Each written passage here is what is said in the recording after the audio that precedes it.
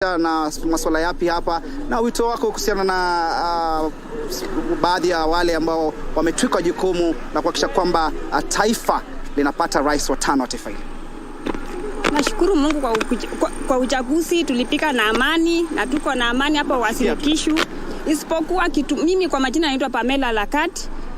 Nimeshukuru Mungu kwa yote. Naomba Chebukati utangaze president kwa haraka iwezekanavyo. Sisi ni watu wenye tunaenda soko za nje, tumefungiwa soko za nje, marori zimewekwa chini, watu wenye wanaenda na marori wanasema ya kwamba wanataka wapate rais mwenye atakuwa mteule, ndiposa tuondoke tuende nje. Hapa town 3/4 ya Uasin Gishu ni wafanyabiashara. Ninaomba viongozi wenye wamechakuliwa kwa sasa hivi wakuje waone shida yenye tunapitia, wakuje waamurishe watu ya marori na tupewe escort. Tuende soko za nje. Tuko na watoto wanaenda shule, tunalipa rent, maisha yamekuwa ngumu. Wasikae tu kwa nyumba wakisema ya kwamba wamepewa kiketi wataongoza. Waanze sasa hivi. Tunataka tuondoke, tuende tufanye kazi ya nje. Hapa West ni town lakini hakuna pesa, watu wameokopa kununua vitu. Asante. Clarion call to leaders who have been elected in a different position, be it the senator, the governor, member of parliament, woman member to the National Assembly, and of course the member of County Assembly. The sentiments. Let me get a boda operator. Bariako, wewe ulihusika katika zoezi la uchaguzi na unahisi vipi kwa sasa? Hali imerudi shwari, biashara iko vipi? Mimi ni mpiga kura wa Uasin Gishu County. Niliweza kupiga kura tarehe 9 na tangu tarehe 9 tumeweza kupiga kura. Kazi ilienda chini kabisa. Kama sisi wana boda, kazi imeenda chini. Hata ikifika jioni unaweza kuja hapa saa 1 asubuhi. By the time rudi nyumbani kwa nyumba asubuhi utakuwa tuna shilingi 200. So tunaomba Chebukati na tume yake waweze kutangaza matokeo ndio kazi iweze kurudi kama kawaida. Tuko na njaa. In fact serikali juzi imeweza kutangaza kwamba unga ya shilingi 100 iliweza kutupiliwa mbali. Sasa hizi kupata shilingi 200 ya kununua unga imekuwa shida. Sisi kama wana boda tunahangaika sana hii town. Tunahangaika sana kwa sababu hakuna kazi. Kitu kingine, shule zimetangazwa itafunguliwa on Thursday. Tunangojea kutafuta school fees. Nitakana tulipe school fees. Ambapo sasa hizi hatuna pesa. Watu watarudi shule bila school fees. Lazima watu warudi shule na school fees. Tutatoa school fees. Kwa hivyo Chebukati hawezi kutangaza matokeo, tutakubali matokeo yoyote. Sisi tuliweza kufanya sehemu yetu ya kupiga kura kama wapiga kura, tulipiga kura na tulishamaliza sehemu yetu. Sehemu inayobaki ni ya Chebukati kutangaza viongozi na kiongozi mwenye atakuja. Tuko tayari kufanya kazi na kiongozi yote. Hatuna uchaguzi. Asante. Yeah.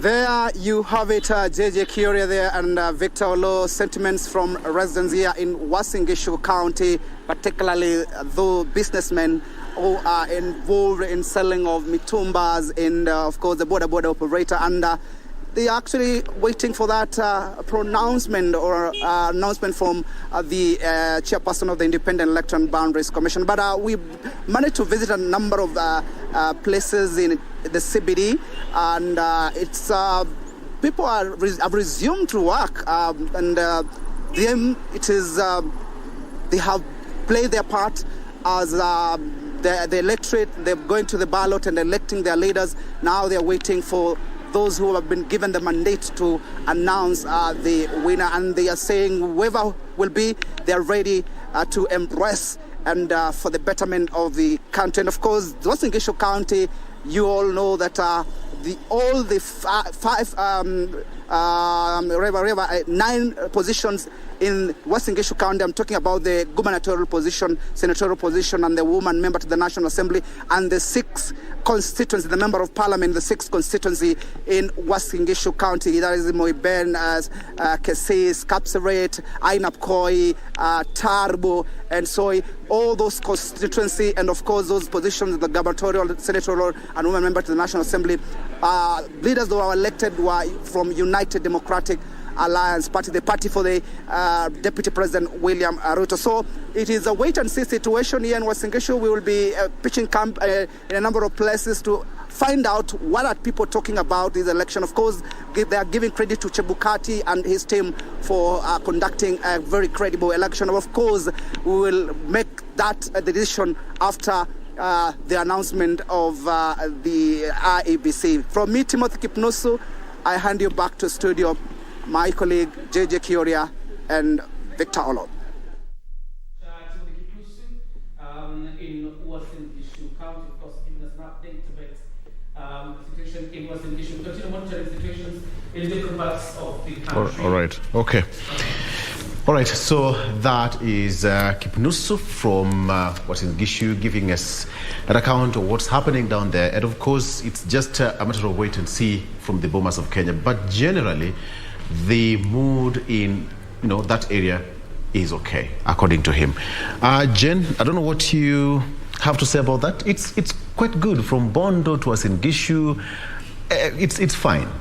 It is, and this is something that we need to applaud ourselves as a country, basing on our history, looking at general elections. They're always very emotive, very a sensitive time in our country, and the fact that we are seeing the citizens saying, we want Chebukati to tell us who the leader is so that we can get on with business as usual. But then again, you can see the processes are already underway for us to get the final results being pronounced by Iebc Chair Wafula Chebukati. Final preparations are underway from the Bomas of Kenya for this particular grand moment that we have been waiting for. Curious. Absolutely. Okay.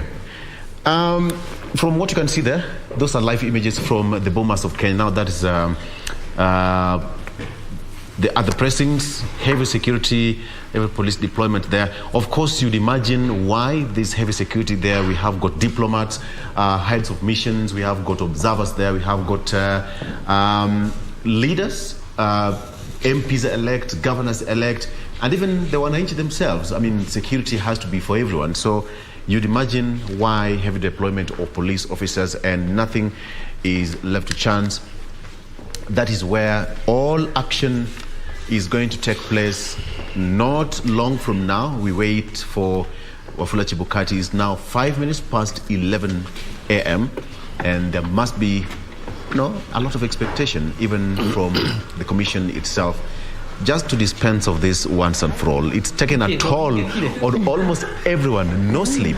Githaiga, you would imagine sitting there for 6 days, you have to get updated every single moment, not missing even a digit, because that is, again, could be a matter of, how do you call it, legal battle. Yes. You go to court, even a point, even a mark. So it has been a lot of work to the commission, so to speak. What do you think? It has been extremely hard for them. But let me just say, going back to the question that you asked me earlier, I give KBC 90%. Oh, yes. There's a time there where we were lost of information. Be nice to us. There was a time there yes. we were lost of information. Yeah. Some media houses people were doubting their results, but KBC actually brought us back to par. Thank you. And that is well done to KBC. Yeah, congratulations. But now back to Iebc. These guys deserve a clap. Yeah. And they deserve to be rewarded because Bobby Wine, East African countries, AU, all over, even when you listen to the observers, they're like, wow, how do you guys manage? I know there's some GIFs going around. Museveni was asking, you mean that there's a public portal? So I believe this is European standard, American standard for an African country. And I believe a majority of other jurisdictions will copy from Kenya. What has worked for us? Yes. Yeah. And Kenya is always leading, in that matter in Africa. And in terms of democracy, Kenya is number one. There is nowhere where you find a country speaking negatively about a president who's seated and he does nothing because of what the law provides. Yeah. There is freedom of speech, freedom of association, Bill of Rights. There's all, even freedom of information, access to information. Exactly. What the media uses, right? And that's what Chebukati deployed. And that's what he deployed. And he did it perfectly because you remember the other time he was hit hard by the Supreme Court ruling. Yeah. And he said, not again. And this time round, he did it well. And congratulations. Having in mind, he was the main respondent. Who? Chebukati, the Yes. IEBC back then. Exactly. Yeah. So this time round he can go and retire, because I know this was his last election in terms of the term that he holds. He cannot be the chairman further from this, and he'll retire happy man. Okay. Yeah. Jen, before I come back to you, Wakili, and even Githaiga, you'll also pick. Let's talk about this man Chebukati. You know, we've talked about, you know, Honorable Odinga, Deputy President William Ruto, the politicians elect. We've talked about everybody else, even the Mwananchi who is the voter.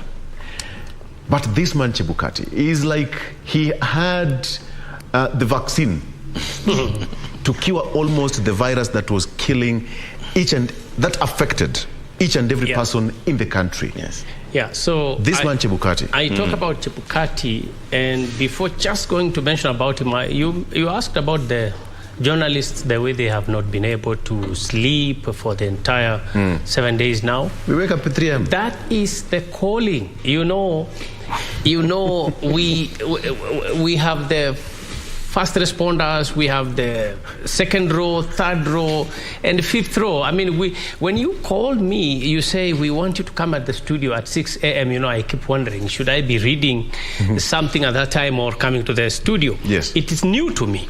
But I realize that, yes, that is the calling. You have to start your programs so early. So I'm not saying that I agree with him. 95% not an issue. But the issue is, and I think this goes to the youngsters who want to come to media, they should not think that it is good just to appear on screen and all the good work you're doing. It has a cost to it.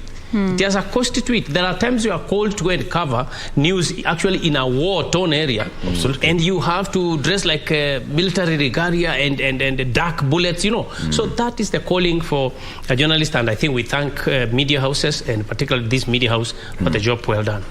Now, talking about Chebukati, same thing. That is his calling. You know, Chebukati, he actually mismanaged the previous elections.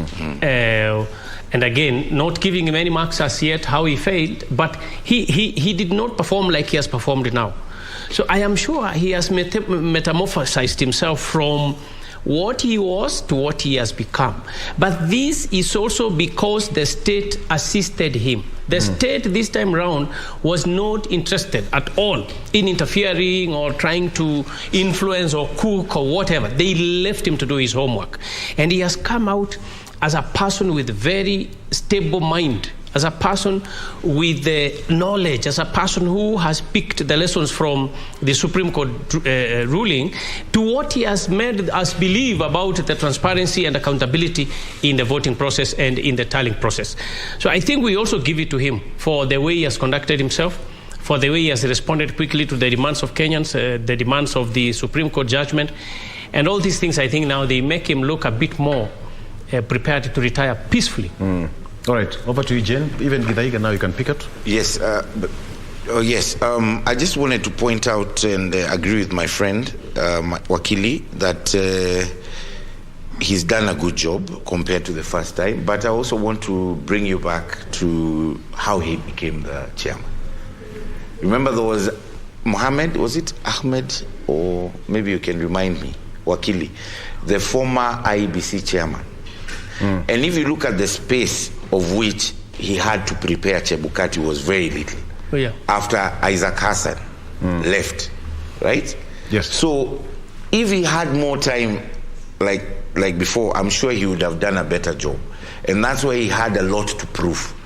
And you can see the level of intelligence, the level of calmness, the level of sobriety, the level of knowing what he is doing and what he's mandated to do. Credit to Chebukati. Hats off. I think this year they have made IEBC a better place to work. I mean, I think most people would now easily apply to work with the IEBC. So it's now independent.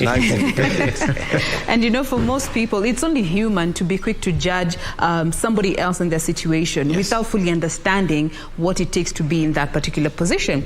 Again, heavy is the head. But looking at the precedents that Chebukati is going to leave, looking at given his time, his 6-year tenure is coming to an end towards the end of next year.